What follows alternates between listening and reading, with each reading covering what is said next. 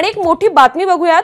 भाजपकडून मुख्यमंत्री निवडीची घाई नाही, प्रक्रियेद्वारेच मुख्यमंत्री ठरवणार। आधी संसदीय बोर्डाच्या बैठकीत मुख्यमंत्री पदाच्या नावांवर चर्चा होणार। संसदीय बोर्डाच्या बैठकीनंतर नवनिर्वाचित आमदारांची बैठक होणार असं समजतंय। भाजप गटनेता निवडीनंतर लगेचच महायुतीची बैठक होणार आहे। महायुतीच्या बैठकीत मुख्यमंत्री पदाचं नाव जाहीर होणार आहे। तर संसदीय बोर्डाच्या बैठकीनंतरच मुख्यमंत्री पदाचं नाव ठरणार आहे। या संदर्भातले अधिकचे अपडेट्स देत आहेत आपले प्रतिनिधी अभिषेक मुठाळ।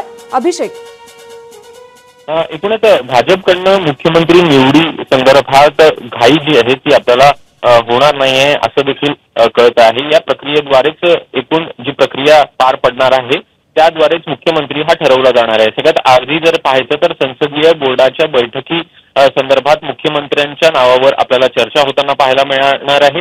या बैठकीनंतर नवनिर्वाचित जे आमदार आहेत त्यांची बैठक होईल आणि त्या नवनिर्वाचित आमदारांच्या बैठकीत जे केंद्रीय निरीक्षक आहेत त्यांना पाठवलं जाणार आणि तिथं गटनेता निवडीनंतर लगेच महायुतीची बैठक आपल्याला होताना पाहायला मिळेल आणि या बैठकी मध्ये मुख्यमंत्री पदाचे नाव जे आहे ते जाहीर होणार आहे। त्यामुळे एकूणच जर का पाहायचं तर कुठेतरी आपल्याला महायुतीकडनं मुख्यमंत्री पदासंदर्भात अति घाई असेल किंवा घाई कुठेतरी ते करताना पाहायला मिळत नाही। ही जी प्रक्रिया आहे संपूर्ण प्रक्रिया ते आपल्याला पूर्ण करताना पाहायला मिळेल। एकूण भाजपमध्ये पाहायचं तर नियम हे कुठेतरी आपल्याला पाळल्या जाताना पाहायला मिळत आहे आणि जर दुसरे पक्ष पाहायचे राष्ट्रवादी काँग्रेस आणि शिवसेना तर यामध्ये जे अध्यक्ष आहेत राष्ट्रीय अध्यक्ष आहेत ते स्वतः एकनाथ शिंदे आणि अजित पवार आहेत। त्यामुळे भाजपमध्ये सध्या राज्य आणि राज्यानंतर मग देश पातळी हा फरक असल्यानं कुठेतरी नियमांचं पालन होत ही संपूर्ण प्रक्रिया जी ती आपल्याला होताना पाहायला मिळेल। त्यानंतरच